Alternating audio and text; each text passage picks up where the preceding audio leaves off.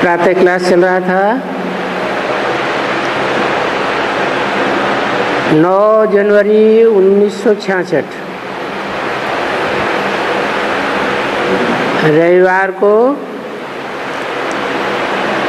तीसरे पेज के मध्यांत में बात चल रही थी।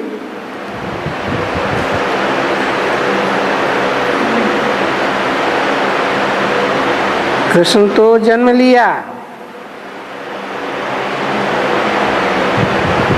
वो तो जब बड़ा हो तब कुछ ज्ञान की बात निकली।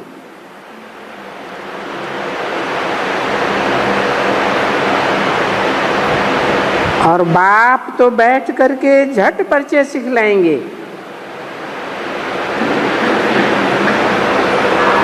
बाप में और बाप शिव के बच्चे में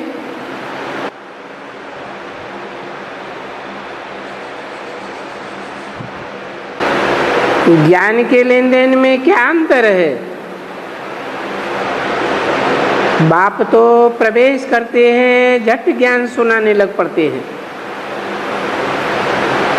और कृष्ण तो बच्चा जब बड़ा हो तब ज्ञान सुनावे।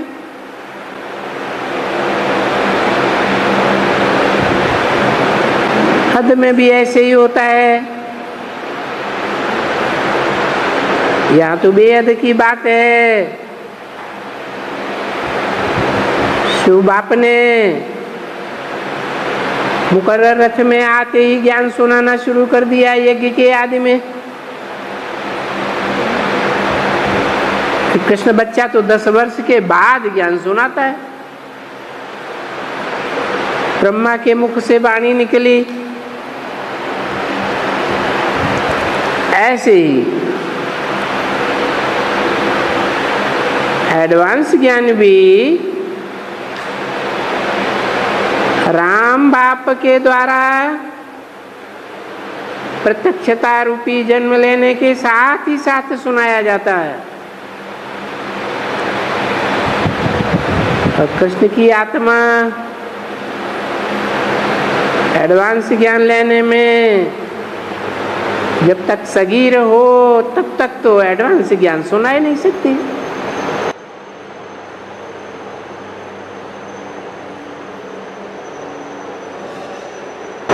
और ये बाप तो आने से ही शुरू कर देते हैं। अभी तो मनभवी हो, जानते हो, आने से ही मुरली शुरू हुई है। अभी ये पता नहीं। हाँ, ये जरूर है कि जब तक शरीर होगा तब तक समझाते रहेंगे। किसके तन की बात कही?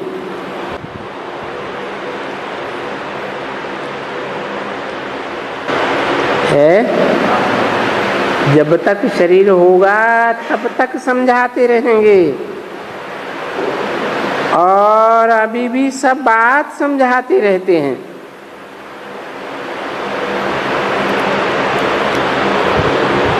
तो कब तक समझाते रहेंगे? जब तक ये शरीर होगा। कि शरीर की बात की।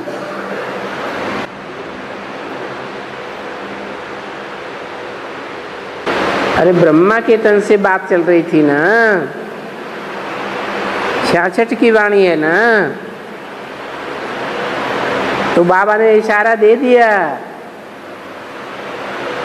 कि ये तन सदैव रहने वाला नहीं है, टेम्परेरी तन है। इसलिए बोला जब तक शरीर होगा तब तक ये बेसिक नॉलेज समझाते रहेंगे। और सब बातें अभी भी समझाते रहते हैं। कहते हैं बच्चे ये माया बड़ा तूफान देगी, क्योंकि ये मंजिल बहुत बड़ी है, बड़ी जबरदस्त मंजिल है। यानी विश्व का मालिक बनते हो तो कोई कम बात थोड़ी है। बड़े बड़े राजाएं बनते हैं तो भी बहुत कुछ दान पुण्य करते हैं, बहुत बहुत बहुत जब कोई करते हैं तो राजाएं बनते हैं। सो भी क्या, वो तो एक जन्म के लिए बनते हैं। वो भी बीमारी सीमारी वो तो आती रहती है, कोई सदा के लिए सुखी थोड़े ही बनते हैं। यहां तो देखो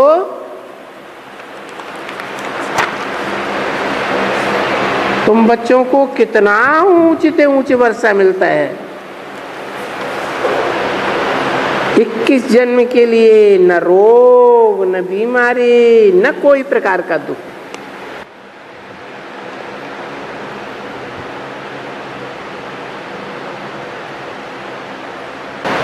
नौ जनवरी 1966 की वाणी का चौथा पेज। तो जब बाप से पढ़ाई से ऐसा वर्षा मिलता है तो विचार करो, बाप का तो बने, परंतु फिर पढ़ाई कितनी चुस्ती से पढ़नी चाहिए।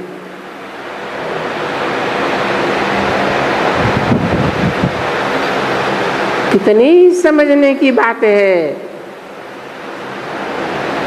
फिर बाप कहते हैं कि बच्चे तुम ब्राह्मण हो,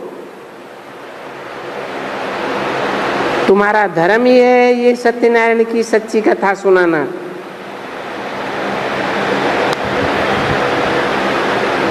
वो भी तो ब्राह्मण होते हैं ना।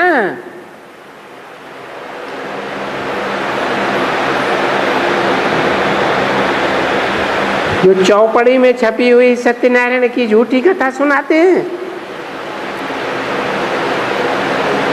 और वो कथा भी ब्राह्मण ही सुनाते हैं। सत्यनारायण की कथा कहो, तिजरी की कथा कहो, गीता की कहो, भागवत की कहो, वगैरह वगैरह, ये ब्राह्मण ही हैं अक्सर करके जो सुनाते हैं। अरे अभी ये सन्यासी घुस पड़े हैं,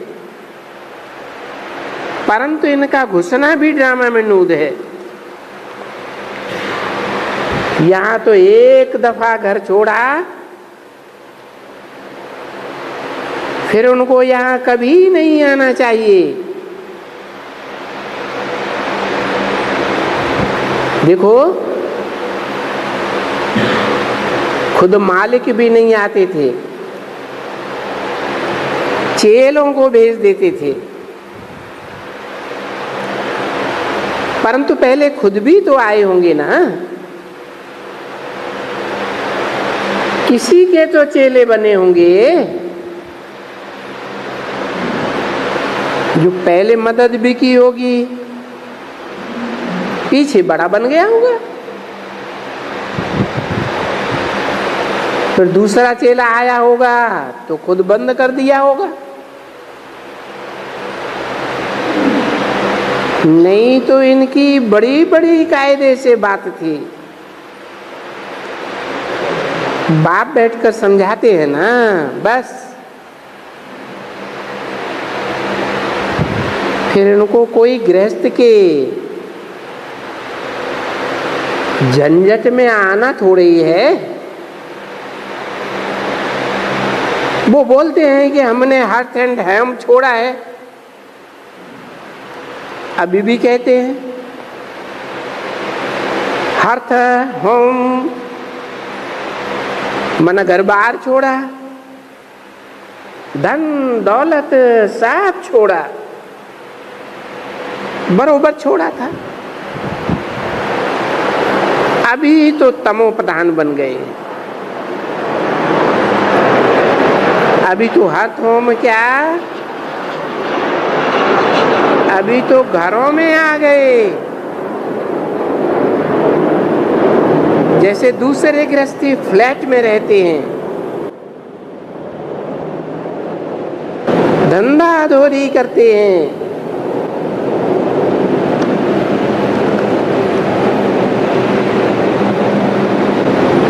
पैसे कमाने के धंधे करते हैं ना,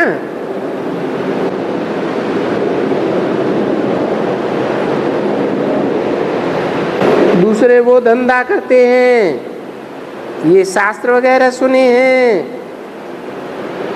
उसका भी धंधा करना होता है। नहीं तो बाबा ने समझाया है कि सन्यासियों को भक्ति मार्ग नहीं चाहिए, क्योंकि भक्ति मार्ग वालों को ही ज्ञान मिलना है। सन्यासियों को तो भगवान आकर ज्ञान नहीं सुनाते, क्योंकि ये सन्यासी तो भक्ति छोड़ देते हैं ना। तो ये है भक्ति और ज्ञान। अभी तुम अच्छी तरह से समझ गए, जिन्होंने जास्ती भक्ति की होगी वो जरूर अच्छे से समझ गए होंगे। जिसने जास्ती भक्ति की तो अभी तुम्हारी आंखें खुल गई कि हम सो जो देवता थे सो क्षत्रिय वैश्य, फिर उस समय से हम फिर पुजारी, और पूज्य से फट से पुजारी।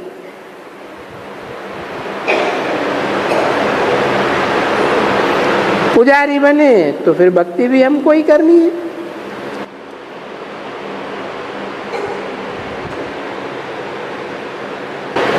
और तो कोई को नहीं करनी है।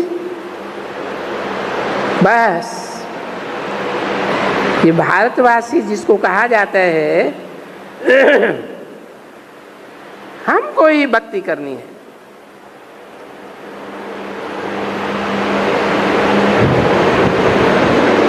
कोई विदेशियों को नहीं करनी है,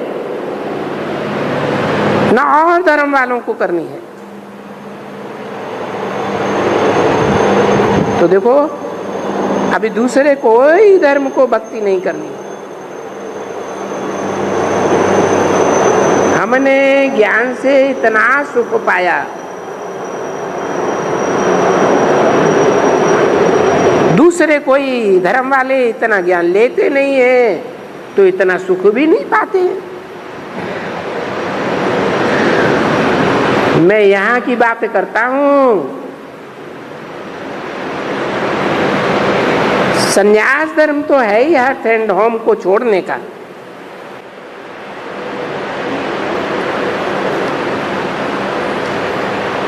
उनको तो वहां ही जंगल में जाना है। हाँ, वो पवित्रता की ताकत की मदद बहुत करते हैं। बाप ने समझाया है कि वो छोड़ करके पवित्र रह करके ये पवित्रता की मदद बहुत की है। नहीं तो अपवित्र होने के कारण भारत बहुत हिल जाता।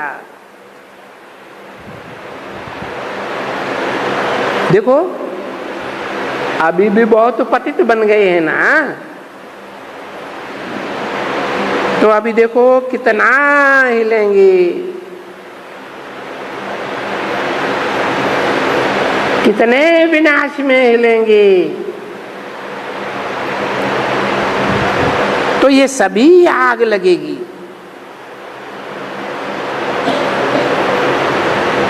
तो देखो ये हिलने डुलना टू मच हो गया ना, बहुत पतित हो गए तो अब आग लगेगी। अच्छा, ये आग क्यों लगेगी? क्योंकि पतित बनने के बाद फिर पावन दुनिया आनी है। जब भी किसको पावन करना होता है, सोना को प्योर सोना बनाना होता है तो क्या करते हैं? आग में डालते हैं तो पावन हो जाएगा। तो ये विनाश की आग है।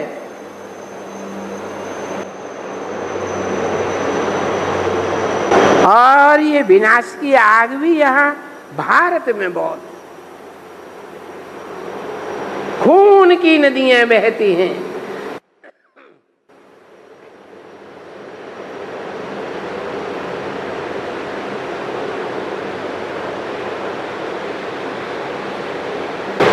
ऐसी आग लगती है कि आग में डालने से चीज शुद्ध हो जाती है। बरोबर भक्ति मार्ग में ये दिखलाते भी हैं कि होलिका जब होती है तो आत्मा शुद्ध हो जाती है और शरीर जल जाता है। यादगार है ना।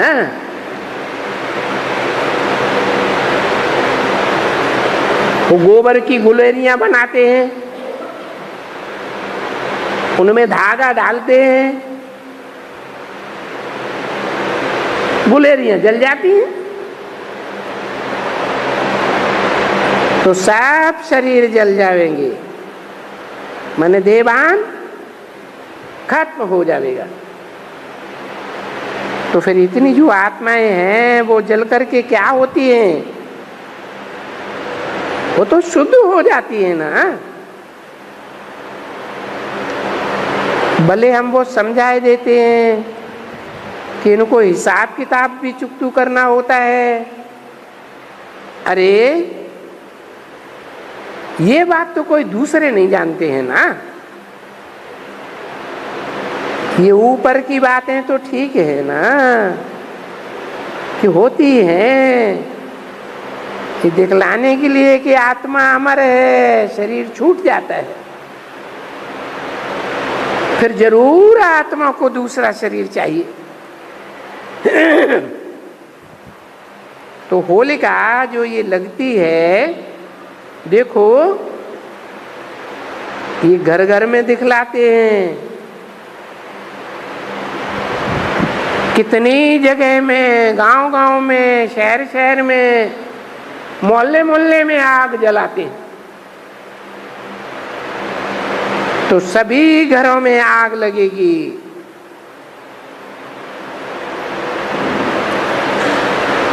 और सारी दुनिया को आग लगेगी ना।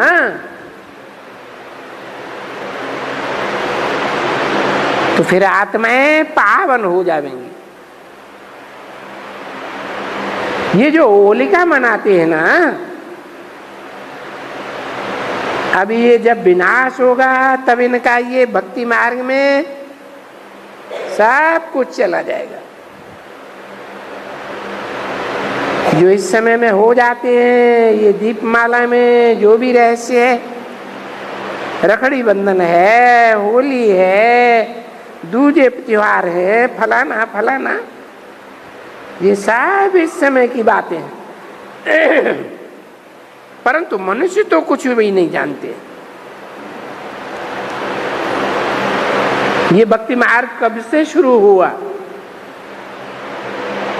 कह देते हैं अनादि से। अब अनादि का तो अर्थ कोई जानते ही नहीं है।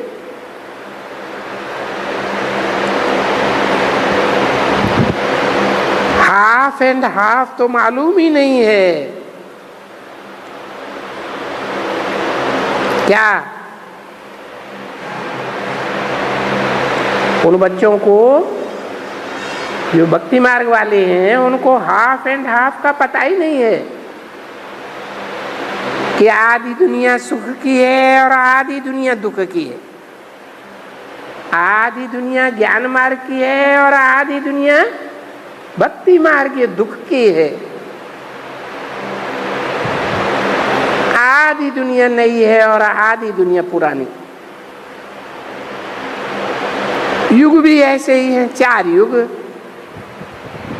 और 4 ही समय के। और उन भक्ति मार्ग वालों ने तो बहुत ही उल्टी पुल्टी कथाएं गढ़ दी हैं।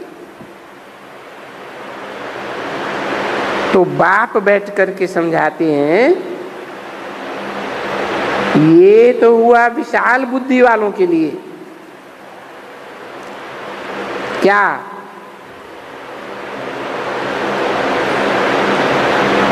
जो भक्ति मार्ग की बातें विस्तार में बाप बैठ करके समझाते हैं, ये विशाल बुद्धि वालों ये बच्चों को समझने के लिए है,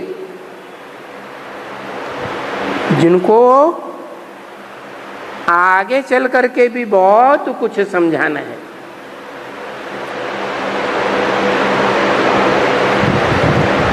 फिर भला बताओ थोड़ी बुद्धि वाले कैसे समझावेंगे? क्यों, तो ये तो हुआ तुम्हारे लिए विस्तार। तो थोड़ी बुद्धि वालों के लिए भी तो समझाया जाता है ना।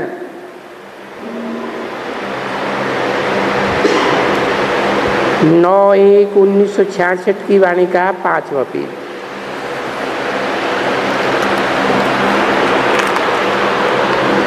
ये देवताएं स्वर्ग में राज्य करते हैं ना, तो उस समय भारत स्वर्ग था। अभी नरक है ना।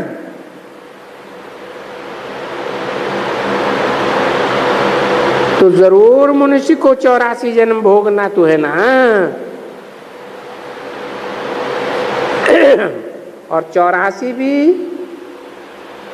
जन्म वो ही भोगेंगे जो पहले पहले रंगमंच पर आए होंगे। ये दुनिया एक रंगमंच है ना। जो पीछे आए होंगे वो 84 जन्म थोड़े ही भोगेंगे।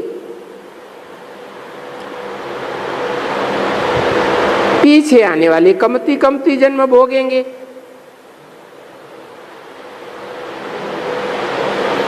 तो देखो कहां तक ज्यादा जन्म है कि मैक्सिमम 84 और मिनिमम 1 जन्म। तो शुरू तो होता है ना, जरूर 1 से लेकर के शुरू होगा।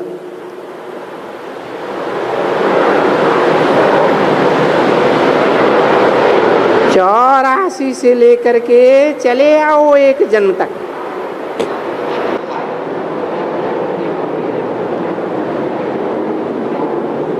पिछाड़ी में अभी जो आएंगे कलयुग के अंत में, उन्हों का क्या होगा? वो तुम्हारी बुद्धि में अभी अच्छी तरह से आया कि तुम 84 पूरे भोगते हो एकदम।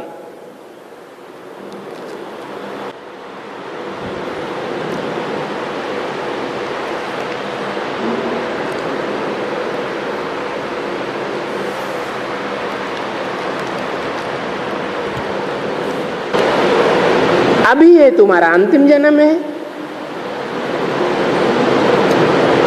तुम जानते हो कि हमारा अंतिम जन्म है और तुमको खुशी होती है जरूर कि अभी हम 84 जन्म भोग के अंतिम जन्म में आए।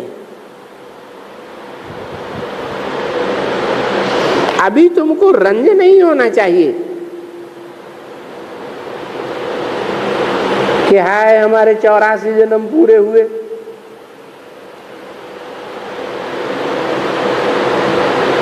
रंज की तो बात ही नहीं, इतना पक्का हो जाना चाहिए क्या कि हमारा अंतिम जन्म श्रेष्ठ से श्रेष्ठ जन्म है, क्योंकि देवताओं से भी श्रेष्ठ है। द्वापर कलयुग के 63 जन्मों से तो श्रेष्ठ है ही,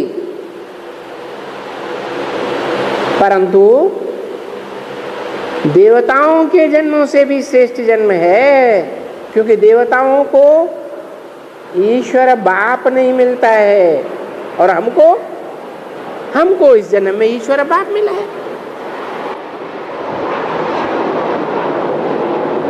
तो पिछाड़ी जब हो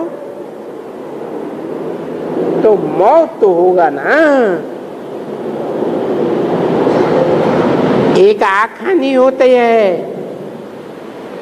कहते हैं कि हम इतना मिर्च खाएंगे, इतना पानी पिएंगे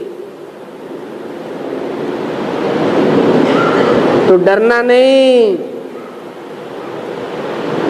पीछे ऐसे कह देते हैं, देखो तुम डर गए क्या, है तो अभी की बात कि तुमको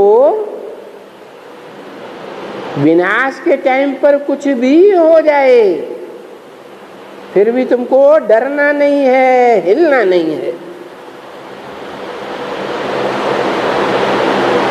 बड़े बड़े जबरदस्त तूफान लगेंगे, लड़ाई के समय तुम क्या समझती हो, बस ये सब होगा। अरे ये पाकिस्तान की तो सन 47 में कोई लड़ाई नहीं थी। अभी जो लड़ाई हुई है ये भी कोई लड़ाई नहीं, हिंदुस्तान पाकिस्तान की। वो पहले तो पार्टीशन था। अरे अब तो विनाश में ये रक्त की नदियां बहनी हैं, जैसे पानी की नदियां बहती हैं। बड़ी खौफनाक लड़ाई है, बात मत पूछो। तो पहले से ही बोल देते हैं कि इतना सब तुमको समझाया जाता है कि पिछाड़ी में ये सब देख करके दहक नहीं जाना,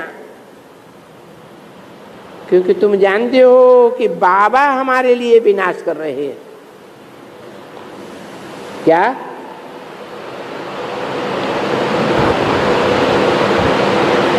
क्यों नहीं हिलना चाहिए है कि बाबा हमारे लिए, जो हमारा विरोध करने वाले हैं उनका विनाश कर रहे हैं, हमारे लिए विनाश कर रहे हैं। हमारा विनाश नहीं होना है। हाँ,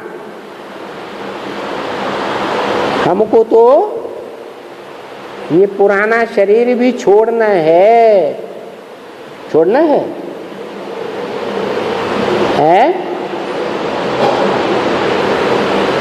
शरीर छोड़ना है या देहभान छोड़ना है? शरीर का भान भी छोड़ना है। ये तो पुरानी जूती है ना। और हमको इस पुरानी जूती का मोह छोड़ करके अभी जाना है। तो जैसे एक बात है, कुछ भी हो जाए हम कभी भी नहीं डरेंगे। हम तो बाबा की याद में रहते हैं। फिर पीछे वो डर निकल जाता है। पीछे से जो तूफान आते हैं ना, ये जब पिछाड़ी हो जाती है तूफानों की, तो अति का अंत हो जाता है। तब ये तूफान कम होते हैं, नहीं तो पिछाड़ी तक तूफान बड़े जोर से आएंगे।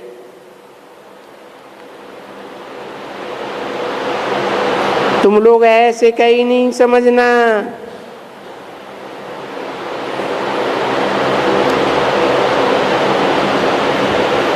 कि तूफान कम होते जाएंगे। अनेक प्रकार के तूफान आएंगे। ये मर गया, वो मर गया, ये पैसा चला गया, ये साब होगा, ये पिछाड़ी में तो ऐसे ही होगा ना।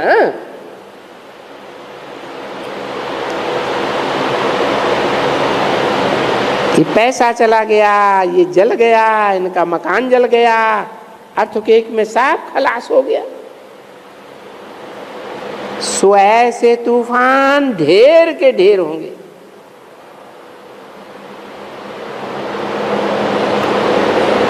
दूसरे मनुष्य तो वो पहले से ही थोड़ा देखेंगे और डरेंगे। तुमको तो डरना नहीं है ना, तुम तो देखेंगे, तुम्हारे सामने रक्त की नदियां बहती रहेंगी और तुम तोपों का आवाज भी सुनते रहेंगे। देखो, अभी भी हम नजदीक में रहते हैं,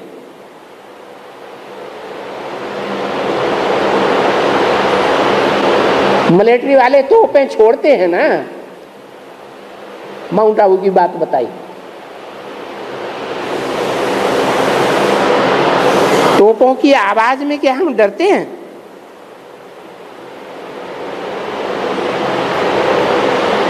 परंतु ऐसे नहीं है कि तुमको कहां से हटना नहीं है।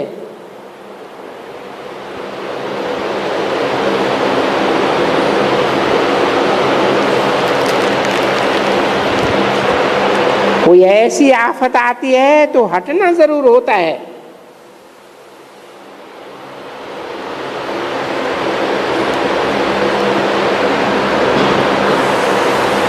जैसे बाबा कहते हैं, जब देखो कि ये बहुत गड़बड़ हो गई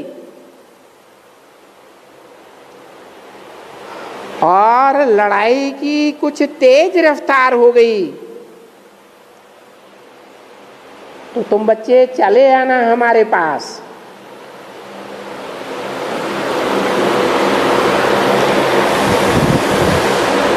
कहाँ चले आना है? परमधाम में? कहाँ चले आना है? मिनी मधुबन में? मिनी मधुबन तो ढेर के ढेर है। बाबा जो कहते हैं हमारे पास चले आना, तो बाबा तो एक ही जगह होंगे ना कि सभी मिनी मधुबन होंगे, सर्वव्यापी हो जाएंगे। तो कहाँ चले आना है? जहाँ के लिए बोला है कि तुम बच्चे बाप के घर परमधाम को इस सृष्टि पर उतार लेंगे, जहाँ शांति ही शांति लगी पड़ी होगी।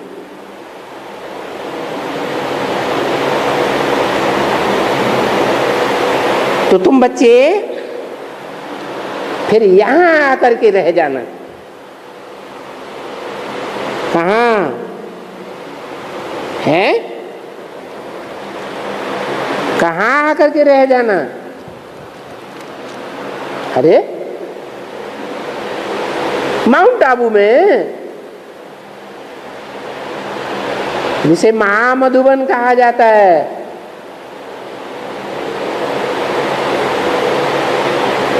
क्योंकि बाप के सामने होंगे तो अच्छा ही है।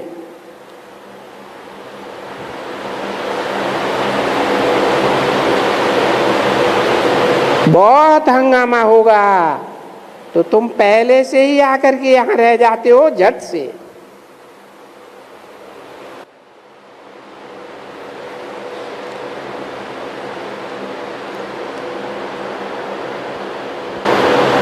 क्योंकि लड़ाई चलती तो है ना बड़ी जोर से।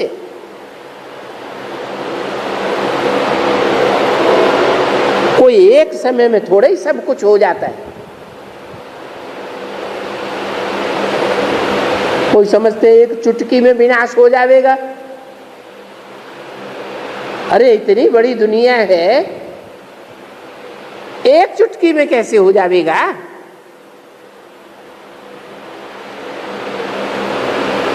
जैसे सन 76 के लिए समझ लिया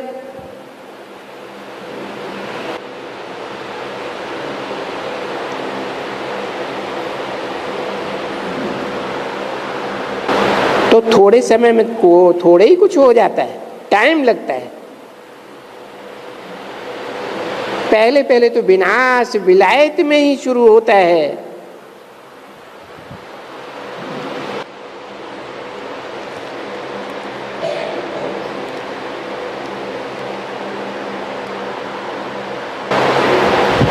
तो फिर यहाँ धक से आ जाता है बिल्कुल, और समझ लेते हैं कि अभी महाभारत लड़ाई शुरू होती है।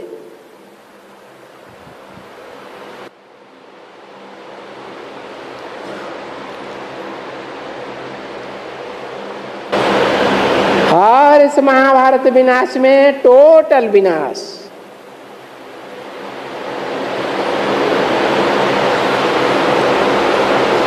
उन्होंने तो शास्त्रों में वो प्रलय दिखलाई दी है, समझाते हैं टोटल विनाश हो गया, पर नहीं, हमको तो यहाँ स्थिरियम रहना है। महावीर हनुमान का वो मिसाल दिखलाते हैं ना, अडोल रहेंगे, अचल रहेंगे, ये करेंगे।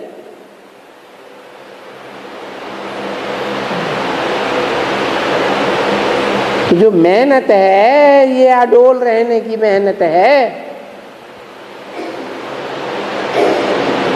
अचलगढ़ तुम्हारा यादगार है। इस अचल रहने में मेहनत है। और तूफान तो आते ही रहेंगे।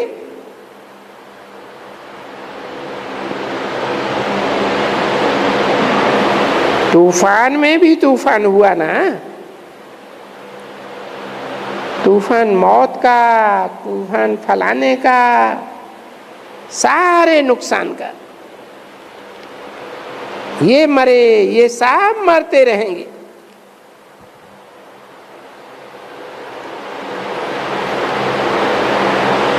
अरे विलायत में बहुतों को मरे, बहुतों को आप मारेंगे,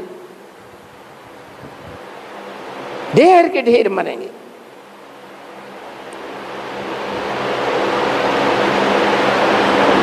और विलायत वाले भी यहाँ आते तो रहेंगे ना।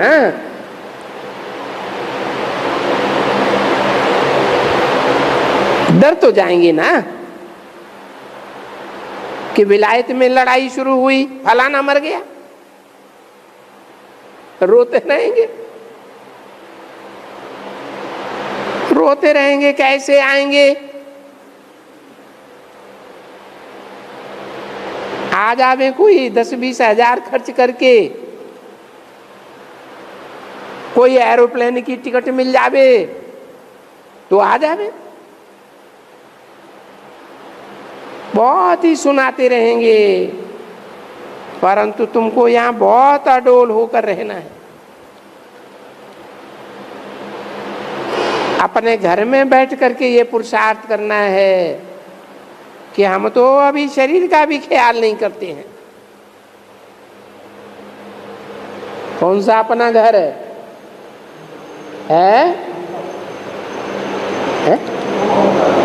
हाँ, ये भी तो पुराना है ना शरीर। हमको तो अभी घर जाना है, और ये पुराना कपड़ा क्या करेंगे? तुमको दिन प्रतिदिन इस पुराने कपड़े से नफरत आती जाती रहेगी। तो बैठ करके ये पुरुषार्थ करना पड़े।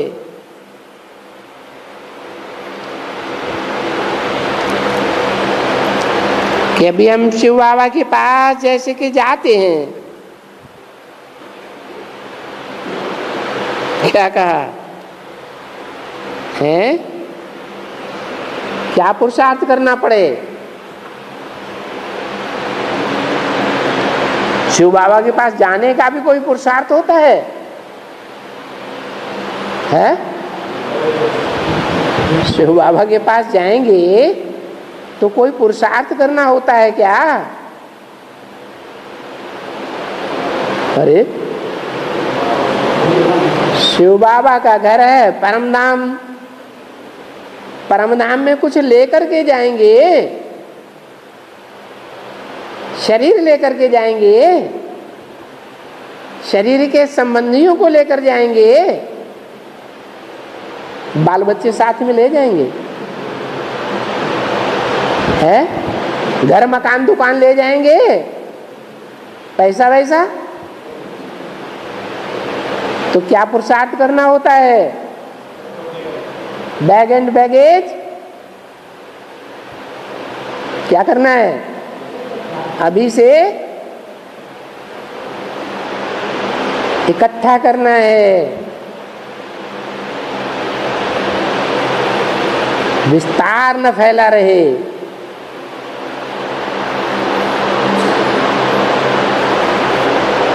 तो देखो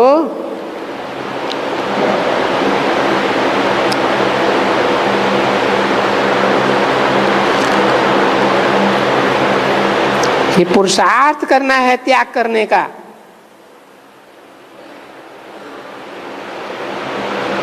अपने शरीर का भी त्याग करना है तो और क्या चीज रह जाएगी?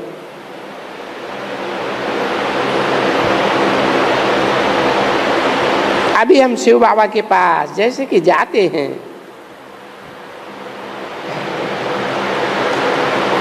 हम शरीर का भी ख्याल नहीं करते हैं। तो देखो ऐसी जब किसकी किसकी अवस्था आ जाती है,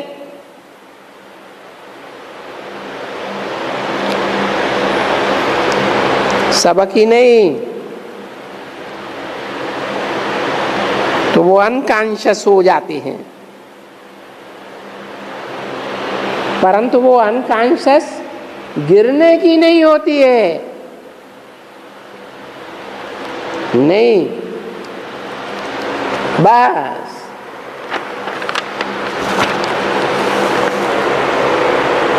ये एकदम शांत में हो जाते हैं। जैसे कि बाबा कहते हैं विश्रामपुरी में बैठा है,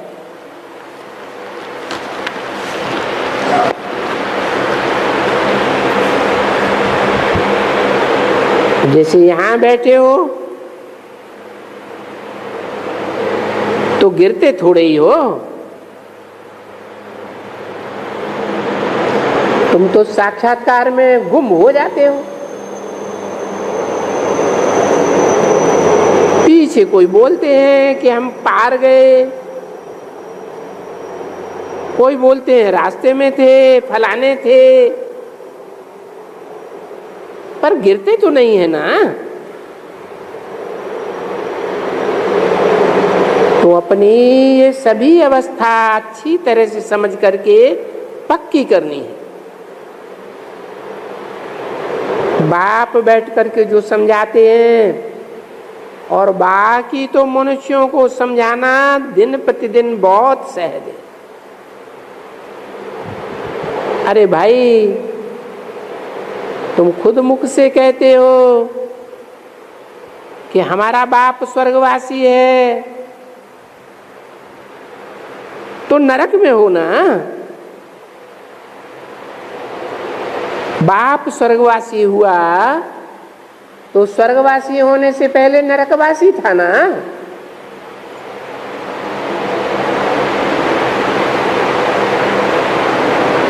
अब ये दुनिया नरक तो भला है ना, यूं भी कहो कि नरक है। स्वर्ग में इन लक्ष्मी नारायण का राज्य था। तो चलो अभी तो ये नरक बदलना चाहिए ना। उसके लिए ये महाभारी महाभारत विनाश की लड़ाई लग रही है और हम ये नारे समझाए रहे। गेट पे टू हेवन इज महाभारत। जो इस महाभारत लड़ाई से पसार करेंगे वो स्वर्ग के गेट से पसार होंगे। बाबा क्या कहते हैं, अभी यात्रा पर घर जाना ही है, तो अभी तुम ये यात्रा सीख लो, क्योंकि इस रूहानी यात्रा से फिर वापस नहीं आना है। उन जिस्मानी यात्राओं से तो वापस आ जाते हैं।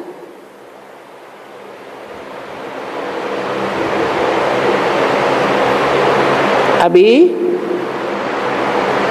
उस यात्रा में क्यों सीखते हैं? क्योंकि उस यात्रा से ऐसा नहीं होता है कि बुद्धि का योग लगता है, नहीं। वो तो यात्रा कर कर के फिर वापस आ जाते हैं, पतित बनते हैं। या तो फिर उस पतित दुनिया में वापस आना ही नहीं है।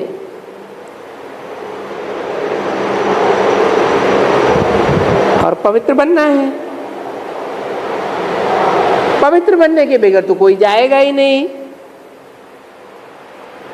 पवित्र नहीं बनेंगे तो फिर सजाएं खाएंगे,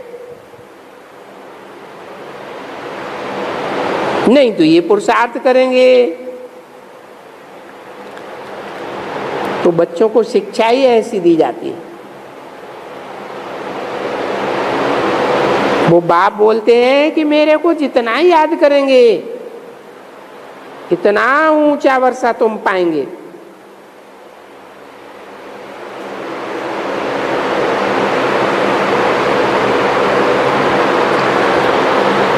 क्योंकि ये रेस है जो हमको पहले आकर के हाथ लगाएंगे। कौन सा हाथ? बुद्ध रूपी हाथ है। जो हमारे से पहले टच करेंगे तो पहले जाकर इम्तिहान लेंगे। उनके लौटने की तो बात ही नहीं।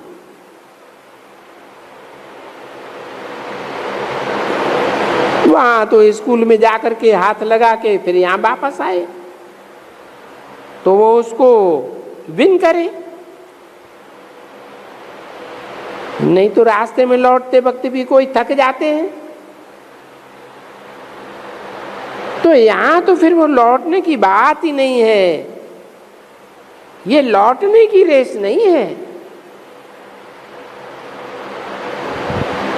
यहाँ तो सिर्फ भागने वाली रेस है। वो रेस होती है ना, झंडे को हाथ लगा करके लौट आवे।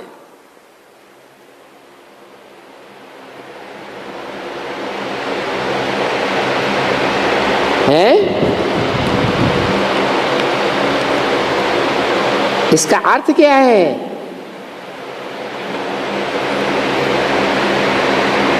यहां जो पहले जाएगा सो पहले तख्त पर जाकर बैठेगा।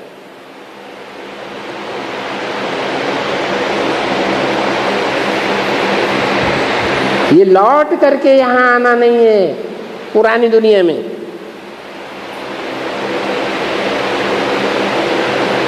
क्योंकि वो बाप समझाते हैं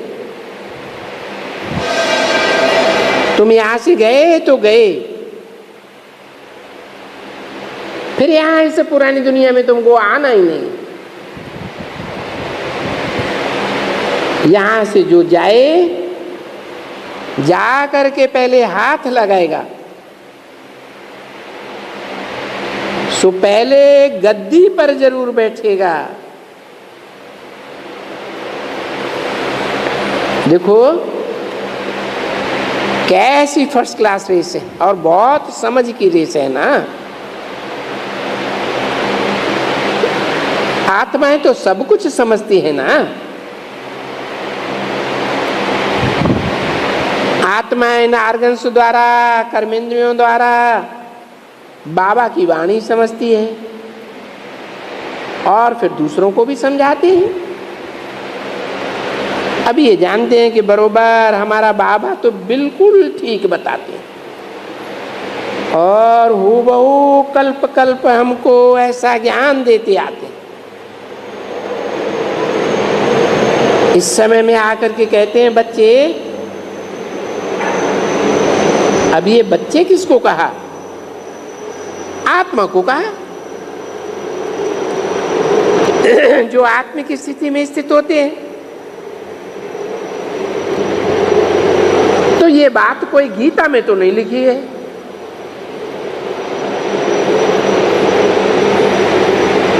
मां तो लिखा है हे अर्जुन। अब बाबा तो ऐसे नहीं कहते हे अर्जुन, ये बाबा तो बच्चे बच्चे कहते हैं, ऐसे तो नहीं कहते हैं हे गुलजार, हे फलाना फलाना। अरे यहां कितनों का नाम लेकर के कितने का लेंगे? तो यूं कहें कि हे बच्चों, देखो भक्ति मार्ग में और यहां में कितना फर्क हो गया। हे बच्चों, अब माम एकम याद करो। अभी बच्चों का कितनों का नाम लेंगे? वहां भक्ति मार्ग में तो अर्जुन का नाम लेकर के खलास कर दिया, और यहां तो है गीता पाठशाला। पाठशाला में कभी कभी कोई प्रश्न पूछेगा कोई से, हे फलाना तुम्हारे से प्रश्न पूछता हूं। बाकी पढ़ाते तो सबको है ना, तो ये भी बाप पढ़ाते हैं। अरे ये बाप का पढ़ाना यही बड़ी बात है। और बाप सो भी कौन सा बाप?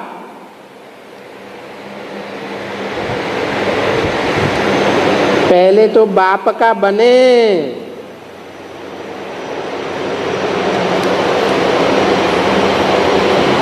तुम्हारे द्वारा पहचाने,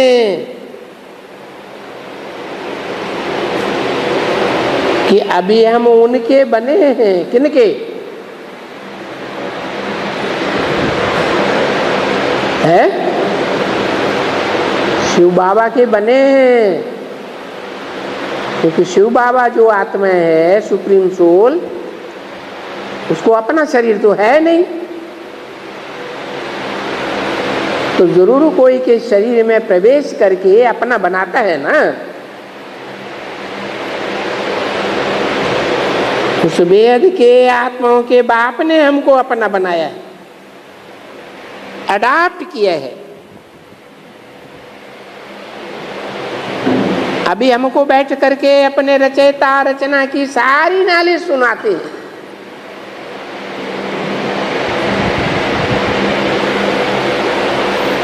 अब ये तो सुनाते हैं तो तुम सुनो।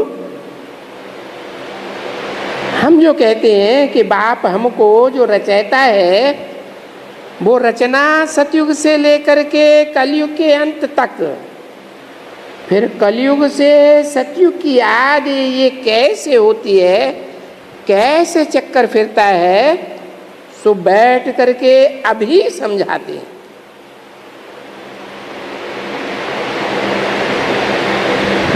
सतयुग में तो नहीं समझावेंगे,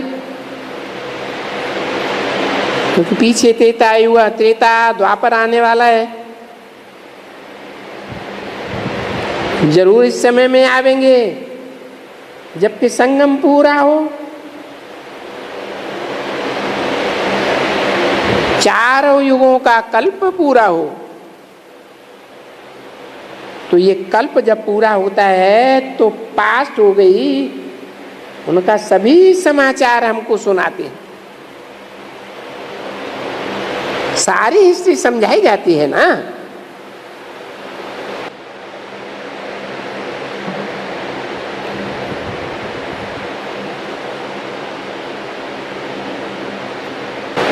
कहते हैं लॉन्ग लॉन्ग एगो। तो क्या हुआ? तो बाप बैठ करके बताते हैं 5-4 वर्ष पहले भी मैंने तुमको ये नॉलेज सिखाई थी।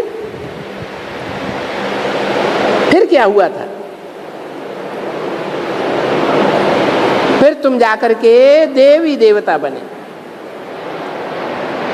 तो ये भी आख्यान ही हुई ना। तो तुम्हारे 84 जन्मों की आख्यानी है। अच्छा, ओम शांति।